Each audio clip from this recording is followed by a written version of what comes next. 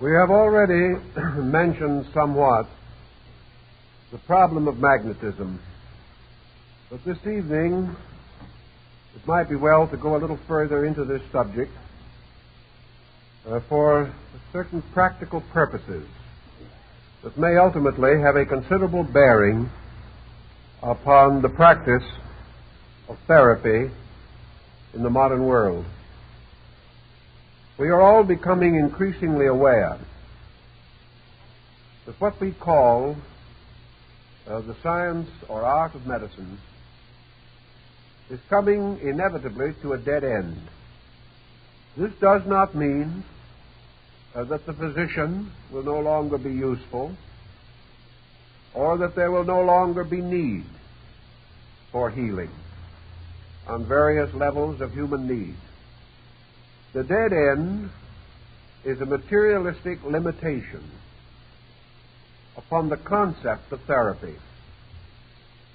It is not going to be possible to continue to lock from our consideration those parts of man's constitution which are real though invisible, nor shall we be able to indefinitely neglect an investigation of those forces around us, which, though unseen, have a continuing effect upon our lives. It is astonishing that our researches in electricity have not done more for us in terms of open research into the field of electrical energy. We are still without an adequate definition of the word electricity itself. And we are certainly without an adequate understanding of the nature and substance of this energy. Assuming that such knowledge is not available to man, we have contented ourselves to define forces according to their actions or the consequences which they produce, and have been willing to remain indolent so far as exploring the actual nature of these forces, perhaps under the general assumption of an inevitable defeat, that we may not be able to know these substances or energies due to the inability of our own faculties to grasp their meaning or to explore their operations and laws. Yet from early time, men have intuitively sensed that which they were not always able to rationally describe or explain. And among these who have possessed intuition on this subject, a quantity of knowledge has come to be accumulated. This knowledge is largely true, but this is one of those so-called unfortunate truths, for those who have held to such truth are themselves persecuted, humiliated, or ridiculed. Like Paul, they are births out of time. They belong to a generation of greater enlightenment than our own. Researches into the nature and substance of magnetism or related matter bearing upon this may be traced as early as the time of Pythagoras in the West, and was certainly known at a still earlier date in India and China. Yet it was not until comparatively recent time that any serious effort has been made to apply the principles set forth by these earlier thinkers to the living problems of modern man. One of the pioneers of this unfortunate truth of magnetism was the celebrated Anton Mesmer. Mesmer had an unfortunate personality, and this can often complicate the attainments of even the most brilliant and sincere person. Being somewhat of a controversialist, belligerent, and quick to anger, he brought down upon himself a great deal of unnecessary trouble in an area where there was sufficient necessary trouble to have occupied his time. As a result of his own somewhat theatrical bearing and flair, he opened himself to considerable ridicule and persecution. Yet substantially his findings have been sustained, and more serious, quiet, and demure persons have carried his work far beyond the degree which he had attained. Why Mesmer should have originally placed most of his essential concepts in cipher and code is not perhaps entirely clear. He may have had mercenary intentions, for he was not above such considerations. He may have decided that this type of information should be circulated only among those who were his students and to whom he would supply the necessary key to the code. Fortunately, of course, the code has long since been deciphered, and we are in fair knowledge of his essential findings. Mesmer advanced his principal beliefs in what are called 27 propositions. These unfold more or less sequentially his findings, and to read them is to recognize his indebtedness to the earlier works of Paracelsus von Hohenheim.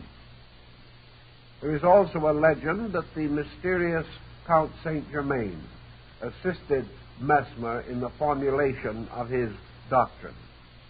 In any event, his findings were based upon the earliest concepts of magnetism that have descended to us from primitive peoples and from the oldest recorded times.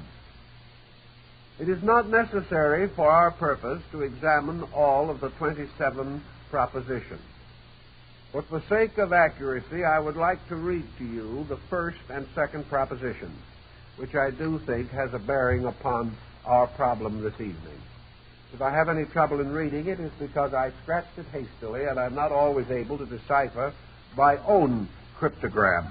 But I will do the best that I can.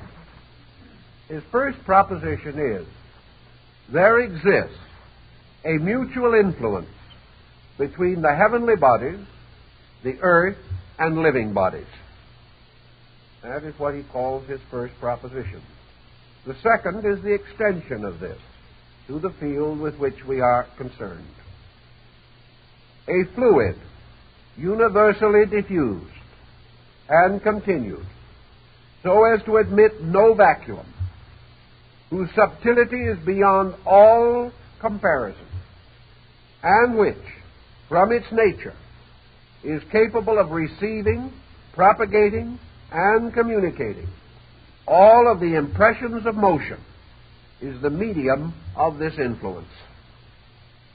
Now, these are his two basic propositions or hypotheses. He follows, as we have said, the concept of Paracelsus and the Arabs, that what we call the atmosphere, or the intervals between planets and suns on luminaries, that this entire area is filled with a mysterious fluidic substance. This perhaps is the famous ocean of Thales, upon which he believed the earth floated. And according to him, earthquakes were caused by someone rocking the boat. Now this might again be closer to the truth than we know if we consider this field of magnetic energy motion. It is already suspected that seismic upheavals may be due to electric or magnetic causes. This also may be the mysterious sea described by Heraclitus, who declared that souls coming into generation first passed into a strange, humid substance, moist but invisible, which enclosed the earth, and which, to a measure at least, communicated itself to the earth through the precipitation of rain. This humidity, carried by water, was, however, separate from and superior to the fluid in which it was carried. Socrates described water as consisting of a mass of minute, solid, dry units, and that the flowing of water was the falling of these units over each other in an endless concatenation. All of these speculations carry us likewise to the belief that the sun was the principal source and regulator of the magnetic fields of the solar system, and that by extension all energy or magnetic motion arose from the sun, and that its alternations, variations, polarizations, fluxes, and influxes were due to motions, tides, or various changes upon the sun or within the construction thereof.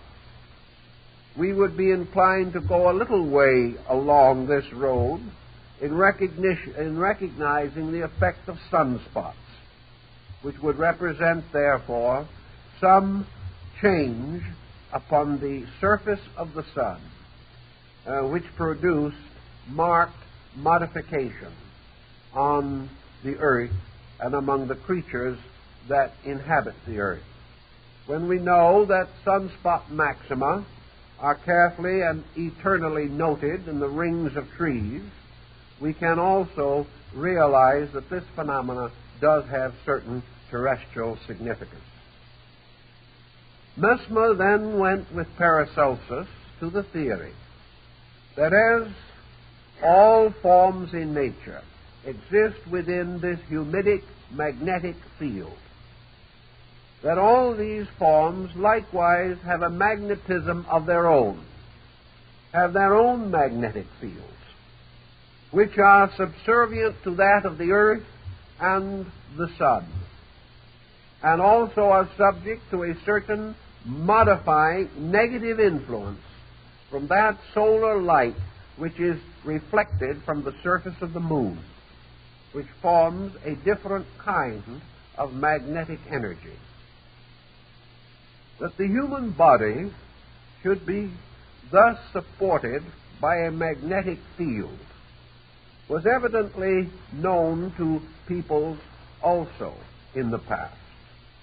Many individuals have existed who possess some degree of native psychism, who had a measure of vision beyond that of the more conservative human. These have recorded continuously through the centuries the appearance of a light, vapor, or field of energy surrounding the human body, which has come in mysticism to be called an aura, but which might just as easily be regarded as a magnetic field.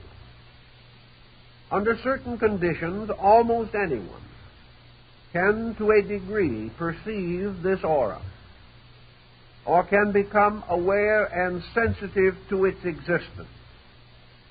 And it is quite possible that this magnetic field is very important as a possible means of communication between man and other forms of life in nature, which communication up to the present time has been considered impossible. The magnetic field of the human body, as St. Thomas Aquinas pointed out, possibly basing his researches upon those of his teacher, Albertus Magnus, these fields in the body were subject to tides, were subject to motions of one kind or another. Albertus Magnus pointed out that the fluids in the brain were controlled also tidally by the motion of the moon. Thus it is conceivable that at least 3, probably more, types of pull or push pressures may be found operating upon magnetism. One of these, of course, is the sun, which in its motions and in its various internal mutations certainly affects magnetism, affects the earth in many ways, and it is probably the magnetic field rather than the actual light which is responsible for the phenomenon of the seasons. There is also a mutation or influence resulting from the reflection of light from the sun on the surface of the moon and its final descent to the earth. This type of magnetism has been noted to be noxious, and according to old magicians was used by sorcerers in the attainment of their diabolical ends. The third type of influence might arise directly from the earth itself, which has its own internal motions and mutations, and is subject, like all other living creatures, to gradual alternation of magnetic polarity. Thus we today recognize the 2 poles of the earth, one geographic and the other magnetic. The magnetic field of the earth has been considered to some degree. We are not entirely unaware of it, nor have we forgotten what the Chinese learned when they experimented with the compass. We know that magnetic currents of some kind do exist, but for some reason we have never directly attempted to apply them to therapy, except in the case of a few extraordinary and regarded as deranged researchers. The magnetic field of the body itself may therefore be similarly described as that of the sun, namely that it is a fluidic material, fluidic to our comprehension, but probably not fluidic in its own nature. It gives the impression of a fluid, but it is far more subtle than any fluid that we know. I think Mesmer termed it fluidic because he perceived within the substance of it certain tidal motions, certain ebbing and flowing, which we associate with a liquid of some kind. But it might just as well be associated with these magnetic patterns, which seem to lie beneath the surface of frost pictures on a window pane. Mesmer was convinced that this magnetic material formed not only a natural field around man, but was to large measure the basis of a certain protection. In other words, a person in whom the magnetic field was strong and was normally sustained apparently had greater resistance against the dangers of infection or many ailments which might otherwise afflict us. The reference to contagion and infection is rather important. We must assume that all forms of bacterial life, regardless of their size or structure, are also magnetic units. This does not mean they have no other existence, but it does mean that anything that exists does possess magnetism as a means not only of its existence, but of its animation.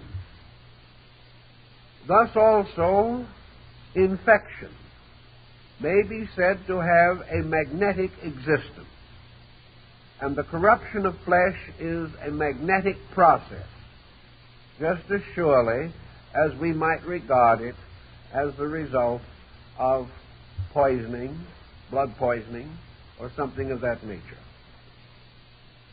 If, therefore, a person's magnetic field be strong, it is quite conceivable that it would repel the magnetic fields of bacterial organisms, causing some degree of immunity, if not complete immunity. And there are numerous records which cannot be explained of persons immune to ailments, who may even be carriers of those ailments, but will not be affected by them.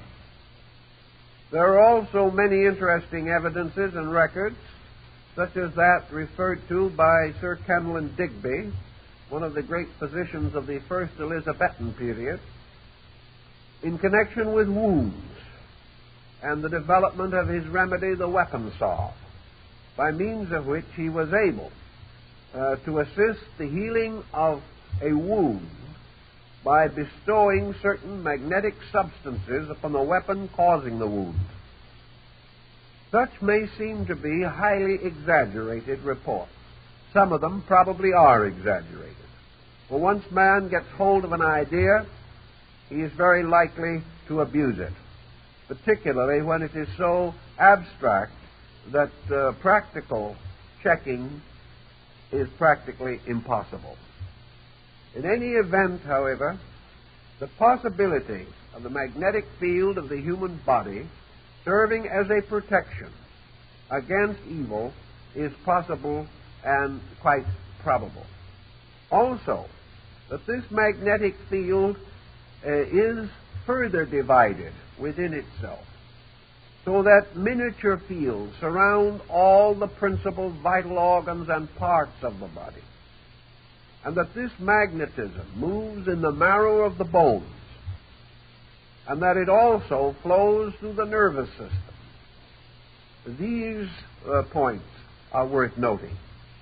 Mesmer himself directly associated magnetism with the nervous system, declaring that it definitely circulated through the body by means of the nerves, and that they contained within themselves this mysterious semi-fluid substance, invisible and entirely absent in the dead, but available in the living and controllable by those who knew how to operate the magnetic laws.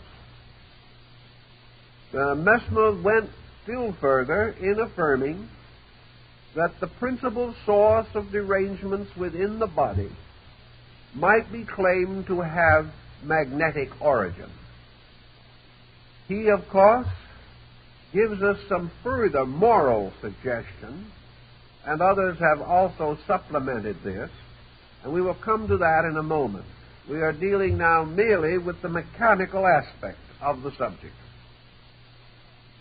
Thus it would follow that the human being is not only subject to the law of nature, but is subject to the polarized activity of solar magnetism. Perhaps this is what Plato implied when he declared that the earth and its people pass through alternating periods of fertility and sterility, and that these periods correspond to the ages of the ancients. These periods may likewise correspond to the yugas of India, the divisions into various degrees of spiritual fertility with which the ancient Brahmins measured the duration of the world.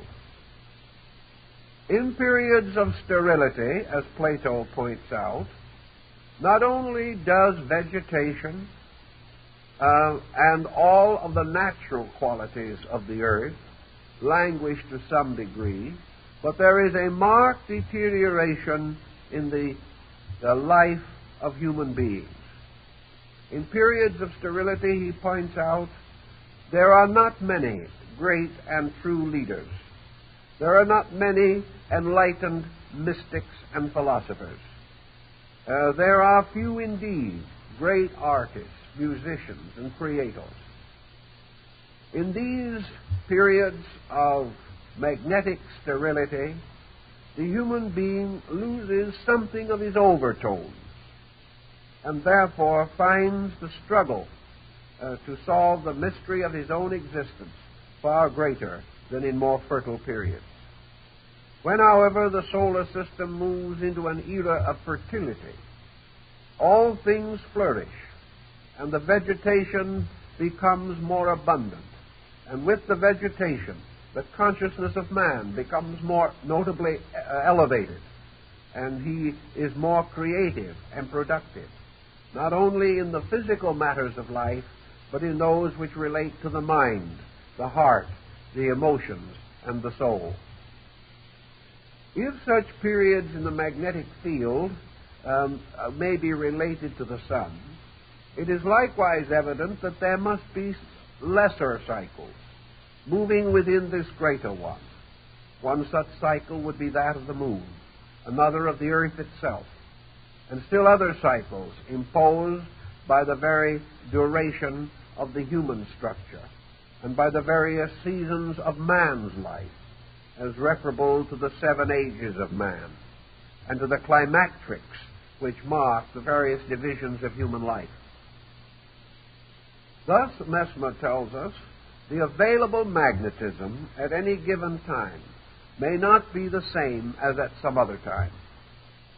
These currents, with their various tidal motions, may bring abundance or scarcity. And we might wonder, perhaps, the possible relationship between this humid or peculiar, subtle fluid and the researches now being carried on in atomic fission. It is quite conceivable that if there should be damage or danger rising from the development of these electronic and atomic explosives, that this danger might lie in their disturbance of the magnetic field. If they succeed in disturbing the magnetic field of the earth, the effect will very likely be conveyed to the magnetic field of man. Therefore, he will not experience his difficulties from the outside, but will experience them in terms of his own available energy. And it has been noted even up to now that experimentation in this field has been accompanied by notable devitalization among many persons and has permitted ailments to advance more rapidly due to the devitality of the patient. All these matters must sometime come to general light, although they are now obscured by an indifference on the part of most of our learned people. Considering the problem of magnetism still further, Mesmer pointed out that just as the year has its seasons, so likewise there are seasons within the life of man. He is not only subject to the winter around him, but to winters within him. He is not only affected by the great cyclic motions of the universe, but by smaller cycles, based upon the fact that he is himself a miniature world, a microcosm, in whose constitution all larger processes are reproduced in miniature. There is also a sympathy between these larger processes and their miniatures in man, so that all of nature is bound together in one vast pattern and governed by rules for which there are no exceptions. The magnetic field of man is also, we are told by the ancients particularly, subject to the moods of man. And just as it is possible that universal mutations are due to universal moods of aspects of cosmic life or mind about which we have no comprehension, so it is more immediately demonstrable that the various changes in the attitudes and dispositions of human beings are immediately reflected in the magnetic field of the body, and that this reflection perhaps is the very basis of the operation of the law of compensation as this is applied to the activities and conduct of mankind.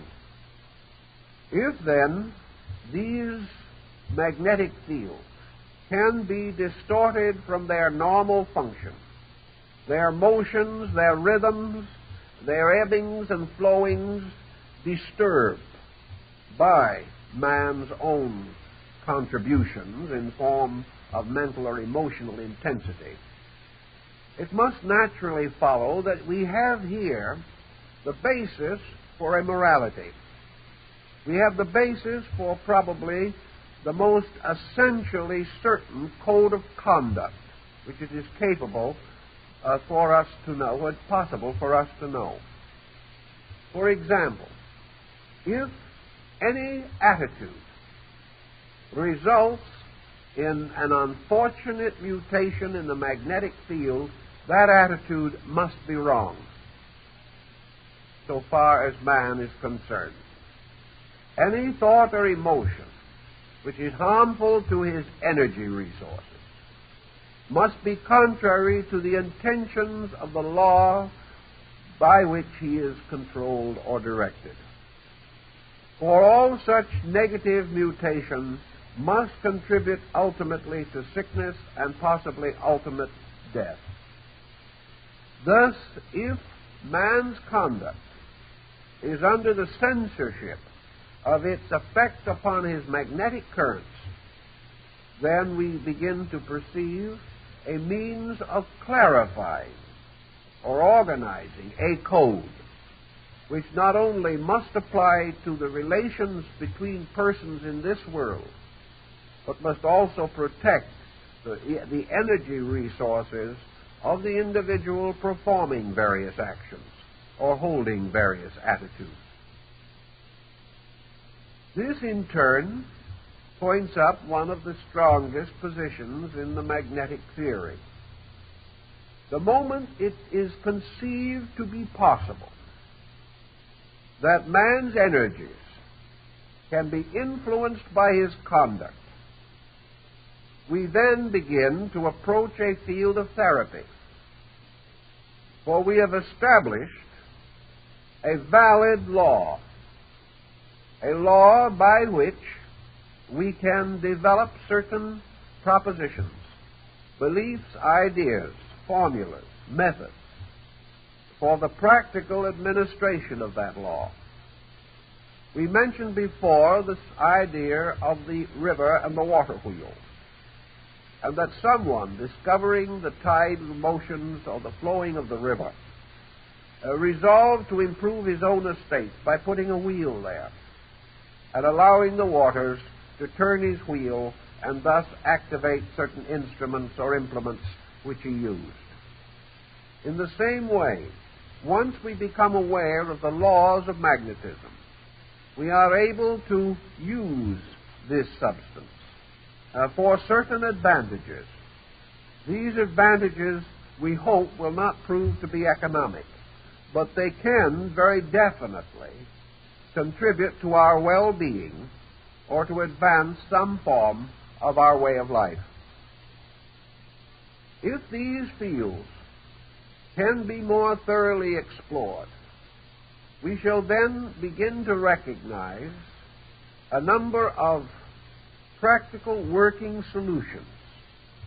Mesmer suggested a few, and based upon his concepts, we can point out his idea that each person having a magnetic field and two persons coming close together, if these fields are sympathetic, the magnetism flows not from one person to the other, but through both persons, creating thereby a sympathy or an ability to be near with comfort.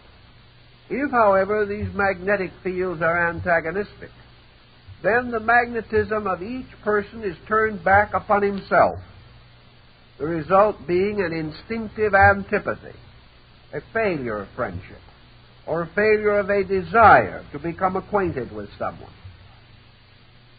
It is also suspected that so-called inanimate objects have magnetic fields.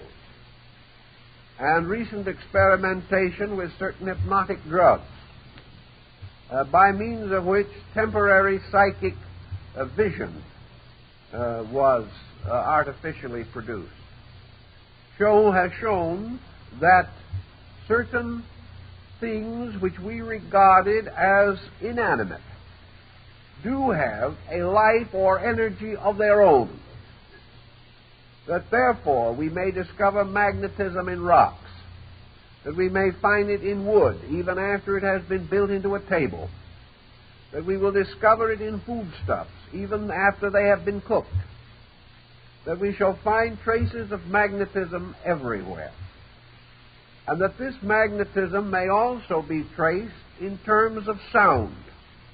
Hashish eaters of the Near East and India, those using this drug, report that they can see words coming from persons' mouths, and that these words have forms and energy radiations. The power or the creative expression of the spoken word or the creative word or the fiat may thus have more validity than we have been inclined to recognize. Any unit of vibration has a magnetic equivalent, and this may go still further. It is conceivable that ideas have magnetic fields, that archetypal patterns, whether in nature or in man, are magnetic, that dream experiences are more or less sustained by magnetic energies, and that many very subtle things are actually magnetized in one way or another. Paracelsus pointed out the magnetism of geometric forms, patterns, and solids. And other experimenters have found the magnetic emanations related to color, and have also been aware that colors create certain areas of conditioning within a magnetic structure. So does music. And practically every expression of art has its magnetic equivalence. Thus the subject, which seems to start as a rather small and perhaps highly specialized one, develops gradually into a large and general theme. For the moment, however, let us consider the possible effect of the intricate psychological pattern of man's behavior upon his magnetic structure. As man has moods, these moods may be likened to the moods of nature around him. Within man there may arise tempests. There may be terrible volcanic eruptions. There may be periods of doldrum. There may be exceedingly high temperature or low temperature. All kinds of things can occur which influence the climate of the human personality. All these influences react upon the magnetic energies available to the sustaining of the body. If these reactions are excessive, or if man's mental or emotional pressures pollute his magnetic reservoir, it is obvious that his body may in time be corrupted. Thus habits may be measured in terms of their influence upon magnetism, or the possibility that their regular occurrence or reoccurrence may cause the gradual depletion of the energy available to certain functions of the human body. Paracelsus was convinced that the diseases of man constitute a formula, that this formula means that there is a relationship, an exact and specific relationship, between the various aspects of man's consciousness and the afflictions which burden his flesh. He did not feel that we could merely say that man's attitudes poisoned his magnetic core, and then this poison merely distributed itself through the body, wreaking havoc here and there. He held that each attitude has a particular effect, and that this effect in turn will be symbolically set forth through a particular function, process, structure, or organ within the human body.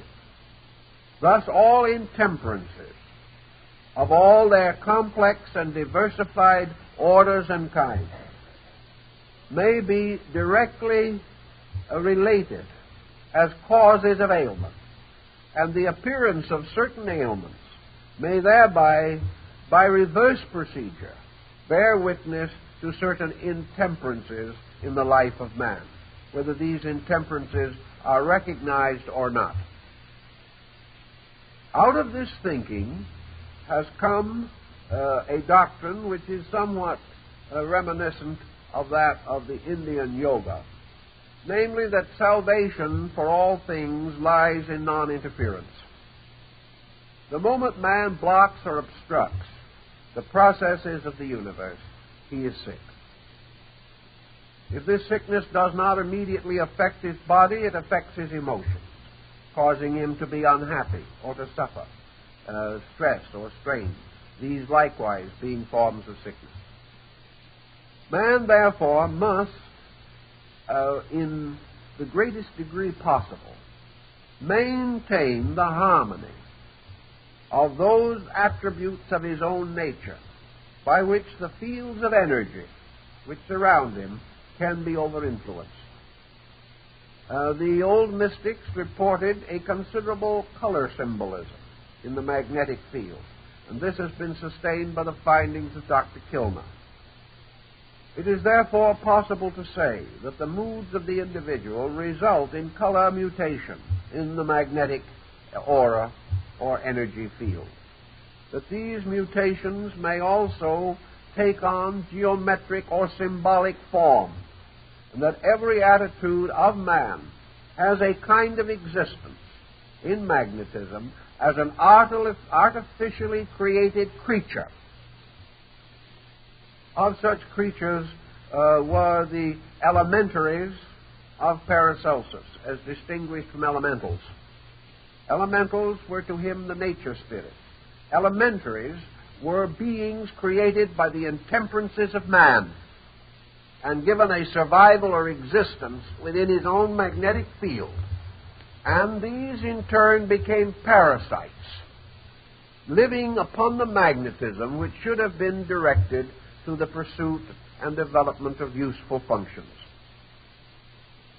These so-called thought or energy forms have been to some degree classified and examined, and it becomes increasingly certain that man can cause vortices or structures within the magnetic field, and that these vortices and structures can have a decided and important influence upon his life. Next in the importance in this consideration is one which perhaps we should all think about. After Anton Mesmer passed from the stage of public interest, his successors and followers continued to examine his theories with considerable thoughtfulness and care. And gradually, the various instruments or implements which he used in the production of magnetic crises, especially his celebrated magnetic tub, came to be discarded. It was evident, as pointed out by the French Academy in the last quarter of the 19th century, that no such implements were necessary. That magnetism required no devices, required no machines for its operation, that it could be most successfully operated by the simple action of the human will, and that where this will was directed, the magnetic currents could be mutated or caused to change their general course and direction. I'm using the word mutation here in the sense of Mesmer, and not according to certain modern usages. Mutation meant to the ancients a change or modification within a structure. In this meaning, then, Mesmer created a system and supported that system by means of certain instruments.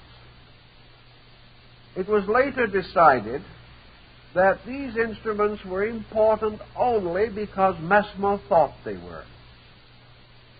He created devices because he was still bound to the concept that therapy required machinery, that there had to be some physical structure for the controlling and directing of the magnetic agent.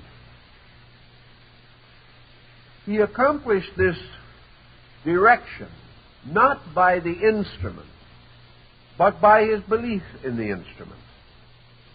Not by the machinery, but by his own mental activity, in which he preconceived the effect of his own treatment. Thus he was actually using mind, but the machine which he devised became a catalyst for his attention, an object upon which he gave faith or importance, and as a result of that, used it to focus what might otherwise not have been a sufficiently intensive belief in the value or validity of his process. As soon as it became evident that it was no longer necessary to use such instruments, it was then rather obvious that the magnetic agent was strongly under the influence of the mind.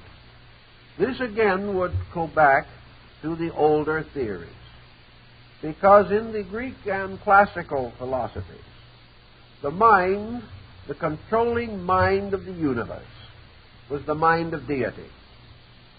And it was through the medium of magnetism that certain mental energies of the deity were disseminated or distributed, as through currents, or as by means of channels by which the energy could reach into the most remote areas of space.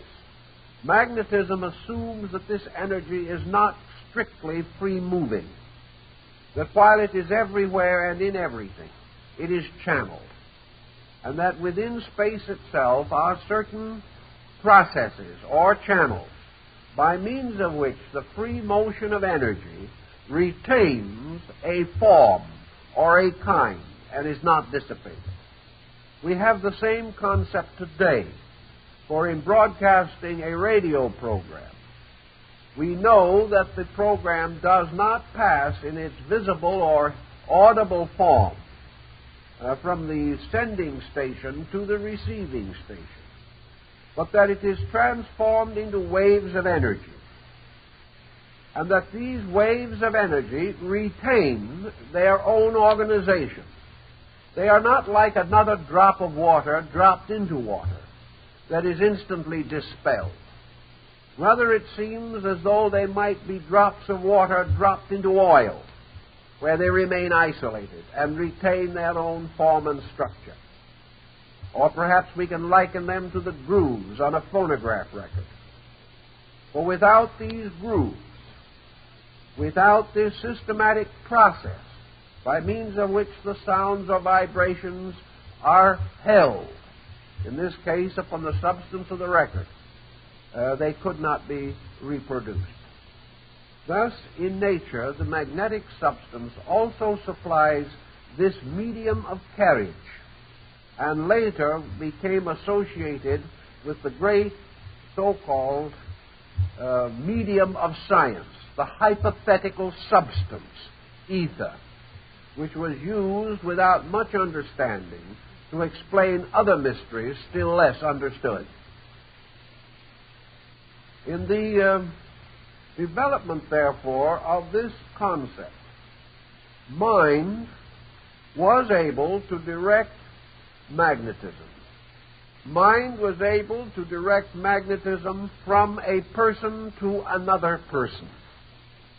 And for all that we or Mesmer could know, this mind was capable of projecting magnetism to an indefinite distance. This indefinite distance, perhaps constituting the sympathy which has been recorded between persons at a great distance who still were conscious or aware of the actions of each other, as in the case perhaps of the death of Lord Nelson, where at the time he died at Trafalgar, Lady Hamilton fell in a swoon in England, declaring that Nelson was dead. This sympathy, according to Paracelsus, was due to the possibility of the projection of the mind in the field of magnetism, and would simply be a very rarefied, attenuated parallel to our concept of radio transmission. Magnetism may then likewise be controlled or directed within the body of the individual by the mind of that individual, meaning that magnetism can be intensified in one part of the body or another, according as need may arise. This subtle substance could therefore be molded as a child molds sand in a sandbox, that it could be directed by an action of the volition, of the animate will, and could be caused to be greater in one part of the body than in another, or could be reduced in one area, so as to effect whatever remedy might be needed. Nature, apparently, has done this itself. And here is an interesting theory about which we may hear more sometime. If volition, consciousness, and mind are the peculiar agents by means of which magnetism can be drawn, then in all probability nature has set up pain mechanism for that purpose. In other words, pain causes acute awareness.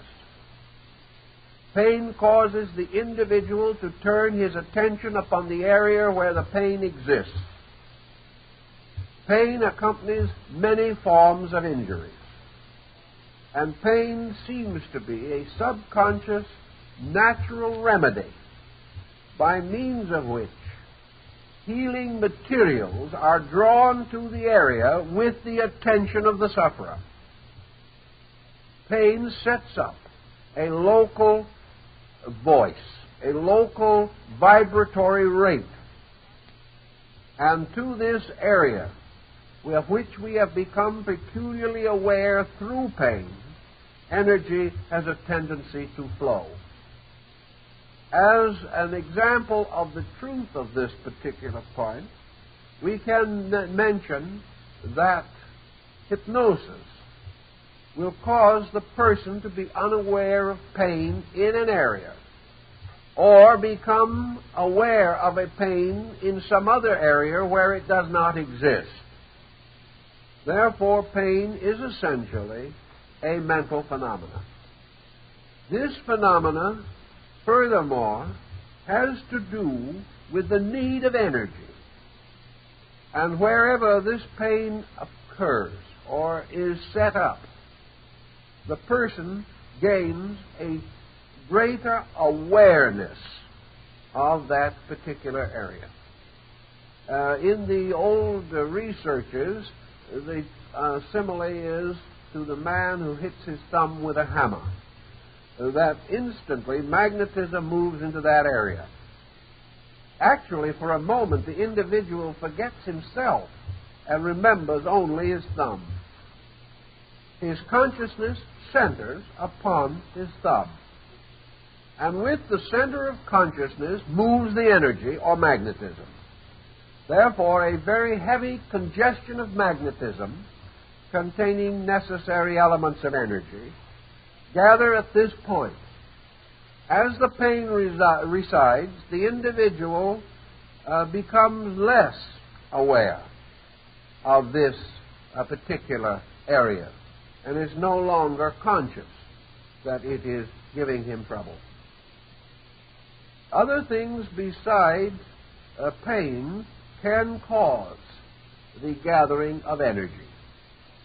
If these other things are not relevant, if there is no real need of energy in the area to which it is suddenly drawn in an exaggerated way, it will set up tension or hypertension.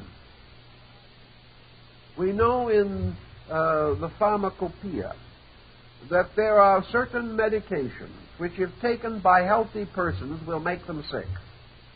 But if taken by persons suffering from certain ailments, will assist to remedy that ailment, or will bring immediate relief. It is, for example, rather well noted that a person suffering from extreme pain may use certain narcotics with comparative safety, but if he uses them without the pain, he is very likely to become addicted to narcotics. In magnetism, the same principle seems to hold true. Wherever man turns his attention, particularly within his own body, he is apt to embarrass this rather shy and retiring structure.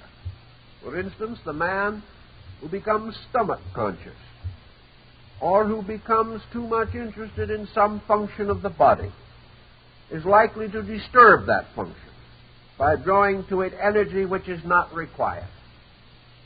A singer, becoming too conscious of the structure of the throat and the technique of voice production, will have difficulty in singing and will lock his voice. Whereas if he becomes completely absorbed in his music and becomes unaware of his own existence, he will sing with relaxation.